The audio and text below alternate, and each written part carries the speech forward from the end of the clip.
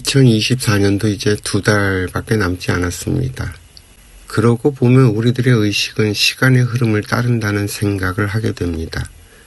얼마 전에 밤이 내렸다는 표현을 썼더니 어떤 분께서 그 표현이 참 마음에 든다고 하시더라고요. 덕분에 저도 기분이 좋아졌습니다. 우리의 나이가 어찌됐든 마음속에 시인 한 명은 살고 있지 않나 하는 생각을 해봤습니다. 한강의 소설이 노벨문학상 수상이라는 이슈를 타고 100만 부나 팔렸다는 이야기를 들으면서 저는 또 저 책을 과연 몇 명이나 볼까 싶기는 하지만 저의 이러한 비관적인 생각이 하루 이틀에 만들어진 것이 아니라서 이해를 바랍니다. 유발 하라리가 사피엔스라는 책을 발표하고 이슈가 됐을 때도 우리나라에서 참 많은 사람들이 책을 샀지만 당장 600페이지가 넘는 그 책을 정작 읽은 사람은 만나보지 못했거든요. 마이클 샌델의 정의란 무엇인가도 마찬가지였죠. 반면에 책을 읽은 사람이 내용을 정리해주고 또 자기 나름대로의 해석을 덧붙이는 영상들은 정말이지 조회수가 가히 폭발적입니다. 자신의 생각으로 그것들을 정리할 때 그 정보들이 힘을 얻을 텐데 늘 다른 누군가의 생각을 묻혀서 정보를 저렇게 받아들이는 것을 보면 이게 무슨 빈티지 옷도 아니고 남이 입었던 옷을 저렇게 좋다고 할까 하는 생각도 해보게 됩니다. 오늘은 제 말이 좀 사치스럽고 어렵게 느껴지시겠어요. 갑자기 문학적인 표현을 언급하다 보니 말이 이런 방식으로 풀려버리네요. 이게 소위 식자들의 병입니다. 뭔가를 받아들여서 자신의 것으로 소화를 하고 난 뒤에는 크게 의식하지 못하고 그냥 사용을 하게 되죠. 그래서 각종 외래어들이 대부분 이렇게 통용이 됩니다. 자기들 사이에선 이상하지도 않고 불편하지도 않고 그저 숨쉬는 일처럼 자연스럽죠. 문제는 소위 자기들 사이라는 그 틀을 벗어나는 사람들과 만나게 되는 경우입니다. 가령 장성한 자녀가 부모님을 만날 때나 또 세대 차이가 있는 사람들과의 만남에서도 그렇죠. 이게 물론 나이가 어릴 때는 좀 얘기가 달라요.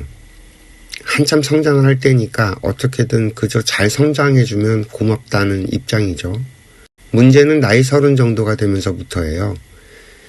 이 사회에서도 30 정도가 되면 더 이상 아이로 보지 않게 됩니다. 하나의 성인이죠.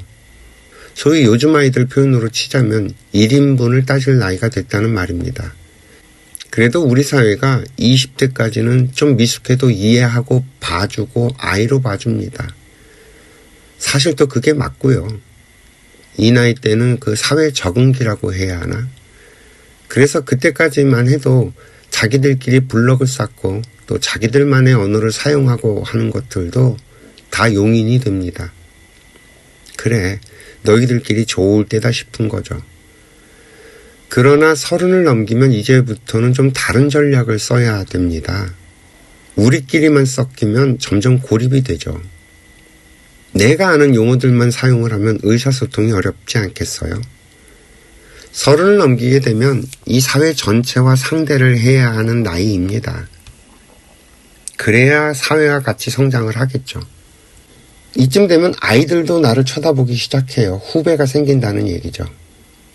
어른이 되기 시작하는 나이입니다. 당연히 독립도 돼야겠죠. 그런데 이 독립이란 게 사실 다른 게 아닙니다. 혼자 생각을 할 수 있는 상태를 말하는 거예요.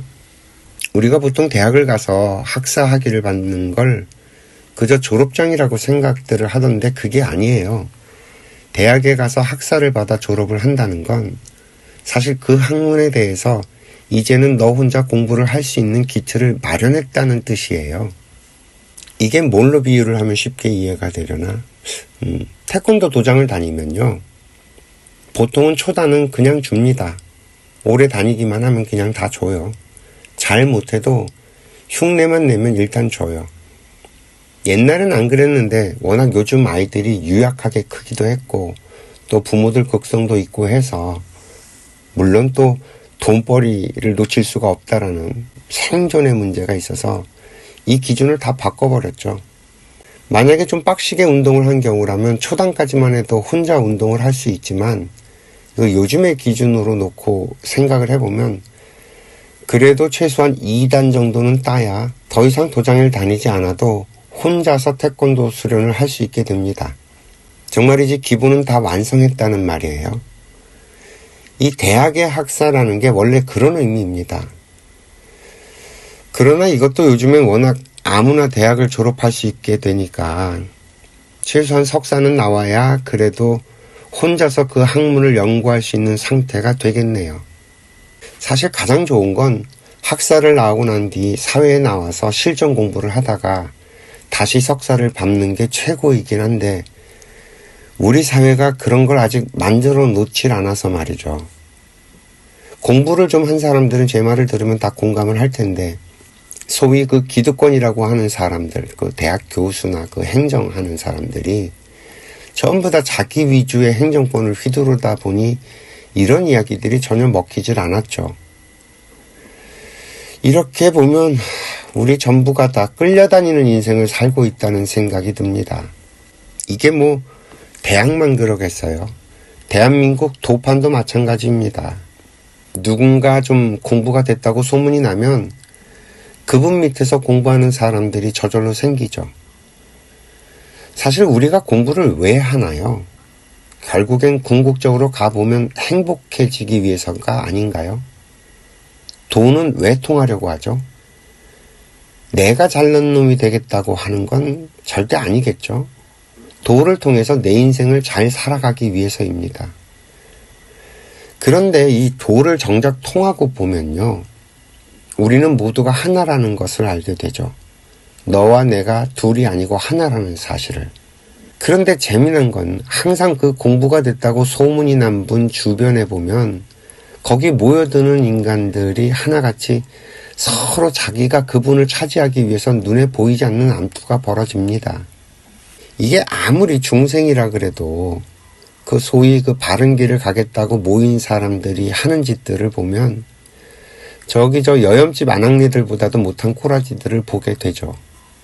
이 똑같은 현상이 세상 어느 곳을 가도 다 마찬가지입니다. 도판이 그렇다면 뭐 다른 데는 더 말해서 뭐를 하겠어요. 대학을 가보면 그 학문의 요람이라고 해서 서로 치열하게 자신의 학문 분야에 대한 연구를 할 것 같아 보이지만 전혀 그렇지 않아요. 오히려 교수들이 공부를 더 안 하죠.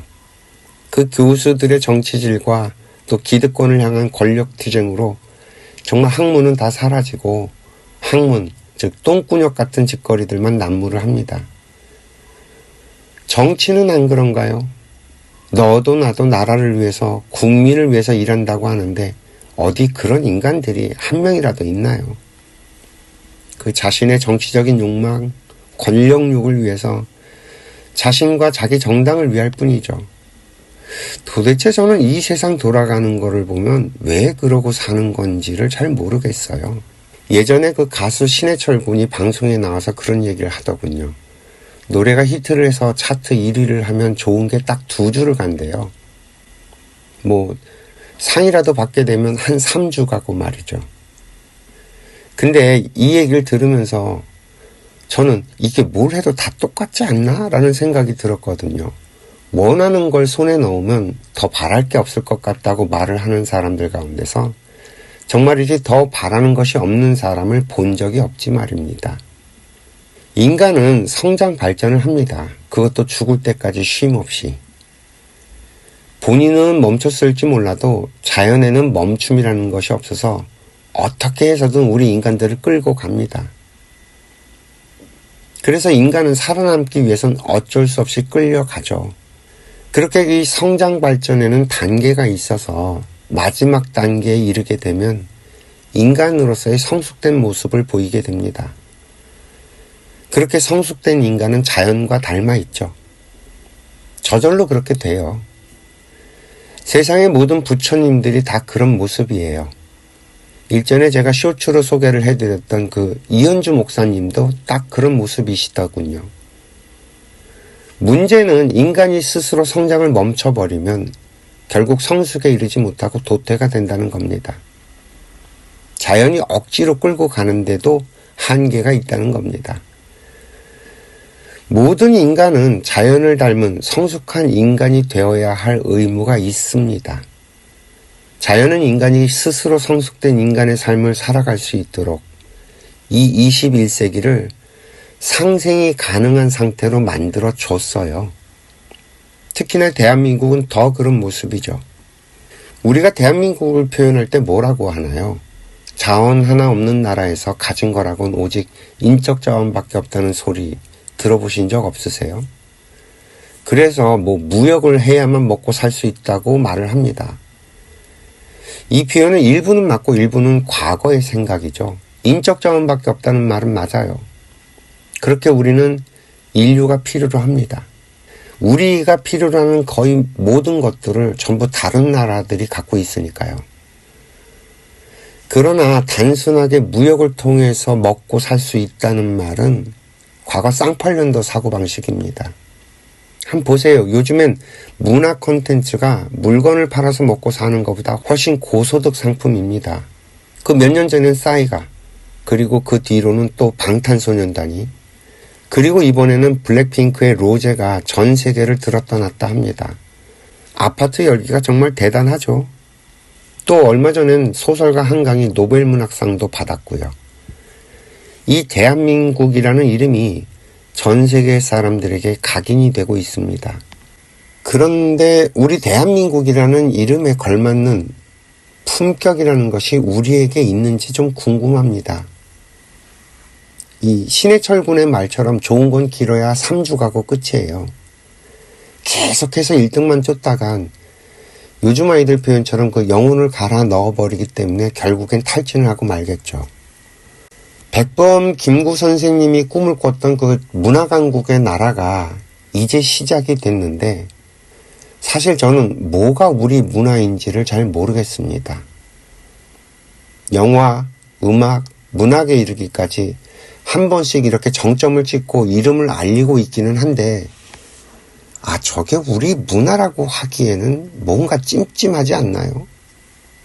대한민국이라는 우리의 이름을 걸고 자랑스러워 할 만한 게 있어요? 김치, 한글, 사물놀이 같은 정말 옛날 사람들이 만들어 놓은 것들 말고 지금 우리 시대에 우리들이 만든 우리의 것이라고 부를 만한 거 말입니다. 정말이지 순간 깝깝해집니다. 전 세계인들이 공감할 만한 우리 거는 없네요. 오히려 남들이 알까봐 부끄러운 것들만 생각이 납니다. 며칠 전 그 테슬라의 일론 머스크가 국제회의에서 느닷없이 대한민국의 출생률을 언급하더라고요. 얼마 안 있으면 대한민국은 인구가 3분의 1로 줄어들 거라고 하더라고요. 이 3천만에서 출발해서 이제 겨우 7천만 정도가 됐는데 3분의 1로 줄어들면 대한민국은 존립 자체가 불가능해요. 한국전쟁 때보다 인구가 더 작아진다는 말인데 그 인구로 이 나라를 어떻게 지탱해요? 아이고, 살아있는 놈들도 자살을 하는 판인데 말이죠. 그러다 보니 이 불확실성의 세상이 사람들의 관심을 미래 예측으로 몰고 갑니다. 그러니 유행에 관심이 많고 트렌드에 관심을 갖고 그러죠. 올해도 벌써부터 트렌드 코리안가 책이 나오고 베스트셀러가 됐다고 하더라고요. 그리고 벌써 오래전부터 그 유행의 주기가 점점 짧아진다는 말을 해왔습니다. 그리고 요즘에도 그런 표현을 계속 써요. 그런데 유행의 주기가 짧아지고 있다는 이 말은 오래도록 쓰고 있다는 생각을 해보신 적이 있을까요? 사람들은 유행의 주기가 짧아진다는 말에 집중을 할 뿐이지 왜 그런 현상이 벌어지는지에 대해서는 아무도 얘기하지 않더라고요. 사실 원인은 간단합니다. 인간은 행복을 추구합니다. 이건 모든 인간들이 갖는 공통분모예요. 그런데 이 행복이 어떻게 해야 얻어질 수 있는지 그 답을 찾지 못했죠. 우리는 지금도 여전히 행복을 찾기 위해서 헤매는 중입니다. 그래서 계속해서 새로운 것을 찾죠. 음식을 먹어야 사는 것처럼 인간들은 영적인 에너지를 끊임없이 찾게 되어 있습니다. 영혼의 허기 때문에 그렇죠. 이 영적인 허기 때문에 자꾸 새로운 것을 찾다 보니 유행이라는 것이 만들어지는데, 이 유행의 주기가 점점 짧아지는 이유는 하늘 아래 새로운 것이 없다는 것 때문이에요. 이 대한민국이 처음 만들어지고는 선진국의 것들을 받아들이면서 성장을 할 때만 해도 정말 모든 것이 새로운 것들이었죠. 그러나 이것이 21세기가 되고 난 뒤로는 세상의 거의 모든 것들을 최소한 한 번 정도는 다 맛을 봤기 때문에 새로운 게 없는 거예요. 그러면서 이것과 저것을 썩는 현상이 벌어집니다. 그러면 이건 신선한데 하면서 사람들이 우르르 몰리겠죠. 그러나 과거처럼 오래 유행이 가지 않습니다. 왜? 이미 다 경험을 해본 것들이거든요. 거기에서 우리가 먹을 수 있는 영혼의 새로운 에너지가 굉장히 작은 거예요. 이미 가본 곳은 다시 가봐도 새로울 게 없으면 저절로 발길이 그리로 향해지지 않는 거죠. 우리가 그 유행을 타지 않고 가려면 아무도 걸어가보지 못한 새로운 길일 때나 가능합니다.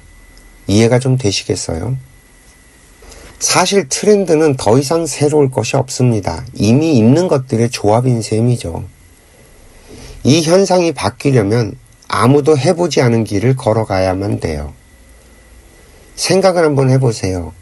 얼마 전에 유행을 했다던 소확행, 워라밸 같은 키워드들의 목적이 뭐죠? 결국에는 행복 추구예요. 1인분이라는 표현도 결국 너와 나의 공정한 균형을 원하는 거잖아요. 이건 새로운 게 아니란 말입니다. 과거에도 있었고 미래에도 있을 것들인데, 이것을 어떻게 해야 찾을 수 있냐는 그저 다양한 시도들 가운데 하나인 셈인 거죠. 전부 본질은 외면한 채 겉에서 헤매는 이야기들입니다. 같은 말들을 이렇게 하고 저렇게 하고 빙빙 돌릴 뿐인 거죠. 그래서 다시 옛 표현을 가지고 와서 설명을 하자면, 손가락이 가리키는 달은 보지 않고 손가락만 얘기를 하고 있는 거예요. 사실 인간이 행복해지는 길은 아주 간단합니다. 결국엔 내 마인드의 문제예요. 우리가 살아가는 21세기의 환경을 보면 서로가 상생을 해야만 살아갈 수 있는 구조로 되어 있습니다. 내가 필요로 하는 거의 모든 것들은 다른 사람들이 만들어서 나에게 제공을 해주고 있습니다. 즉, 다른 사람들이 나를 먹여 살리고 있다는 말이죠. 그렇다면 나 역시 다른 사람들을 위해서 뭔가를 해야 한다는 말이에요. 21세기는 내가 좋아하는 일, 그래서 나만이 할 수 있는 일을 찾아서 그 일만 하면 나는 다른 사람들이 알아서 먹여 살려주는 구조입니다. 이 시스템을 믿으세요. 이건 정말 너무도 확실해서 아무도 부정할 수 없습니다. 다시 말씀을 드리죠. 미국 회사의 제품을 베트남에서 생산을 해서 대한민국에 있는 우리들이 소비를 합니다. 칠레산 포도주를 수많은 사람들의 노고 덕분에 우리들이 저렴한 가격에 맛을 볼 수 있고 말이죠. 이해가 되시겠어요? 돈만 있으면 모든 게 해결되는 것이 아니라 누군가의 수고스러움 덕분에 내가 누릴 수 있다는 말입니다. 이런 원리를 이해하고 보면 이 세상에 필요 없는 사람이 단 한 사람도 없고요. 감사하지 않을 사람이 단 한 사람도 없다는 것이 드러납니다. 내가 꼴보기 싫어하고 미워하는 그 누군가도요, 다른 누군가에게는 필요한 사람이고 소중한 사람이라는 말입니다. 우리가 누군가를 미워한다는 건 사실 간단해요. 상대방이 내 생각, 내 뜻대로 되질 않아서예요. 그런데 가만히 생각을 해보세요. 이 세상에 그 누군가가 내 맘에 들어야 할 이유가 있는지, 이 세상이 내 맘에 들어야 할 이유가 있나요? 내 맘 같은 사람은 이 세상에 있을 수도 없고요. 있어서도 안 돼요. 80억 명의 사람이 각자 자신의 어변에 따라서 인간의 몸을 하나 점지받아 자신의 인생을 살기 위해서 이 땅에 태어났는데 내 맘같이 살면 되나요? 자기 맘대로 살아야지. 이해가 되시겠어요? 우리는 각자가 자기 인생을 살아야 합니다. 그리고 다른 사람들은 각자 자기 인생을 살도록 돕는 거예요. 우리는 모두 인과의 법칙이라고 하는 똑같은 구조로 살아가고 있어요. 그래서 어차피 우리는 모두가 하나입니다. 둘이 아니에요. 하나님도, 이 대자연도, 우주도, 부처님도 무엇으로 이름을 부르든 우리는 모두 하나입니다. 그 하나 속에 작은 세포들 같은 존재들이죠.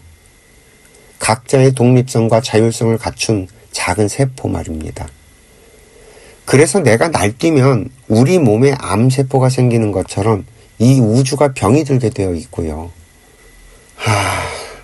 우리 인간이 성장 발전을 하는 최종 목표가 바로 이런 원리들을 깨달아서 우리 모두가 하나 되는 길을 찾아가는 것입니다. 이해가 되시겠어요? 이 행복이란 단어는 내가 복을 짓는 행위를 해서 내가 다시 돌려받는다는 뜻입니다. 내가 행동하지 않으면 행복은 저절로 오지 않아요. 이 복을 굴리는 주체가 바로 나 자신이라는 말입니다. 너를 위해 살면 나는 저절로 사라지는 것이 21세기입니다. 세상에 필요한 일을 하면 돈은 저절로 나를 찾아오고 나는 저절로 사라집니다. 큰 돈은 큰 일을 하는 사람에게, 작은 돈은 작은 일을 하는 사람에게 찾아가고요. 돈을 벌기 위해서 일을 하는 것이 아니라 일을 하면 돈은 그것에 맞게 나에게 오는 거라는 말입니다. 이해가 좀 되시겠어요? 흘러가는 것들은 붙잡을 수가 없습니다. 막으면 오히려 썩어서 나를 망치죠. 내가 붙잡지 않아도 내 곁에 머물 것들은 저절로 알아서 머뭅니다. 붙잡을 필요가 없죠. 내가 필요한 것들, 내가 갖고 싶은 것들을 갖기 위해서는 대가를 반드시 치러야 하고요. 이 세상에 공짜는 없습니다. 정말 공짜 좋아하면요, 앞으로 남고 뒤로까지는 멍청한 장사를 하는 중이라는 말이에요. 내 스스로를 한번 살펴보세요. 내가 어떤 상태에 있는지. 어쩔 수 없는 것이 아니라 내 상태와 내 수준이 그렇기 때문에 그런 행동을 하고 사는 것뿐입니다. 결국엔 내 마인드를 키워야 한다는 말이네요. 저 스스로도 세상을 보는 눈이 더 확장이 됐으면 좋겠다는 생각을 하게 됩니다. 여전히 모르는 것들 투성이라서 여전히 답답하기만 하고요. 아이고, 이 답답해하는 놈의 이야기를 들어주셔서 감사하고요. 행복하세요.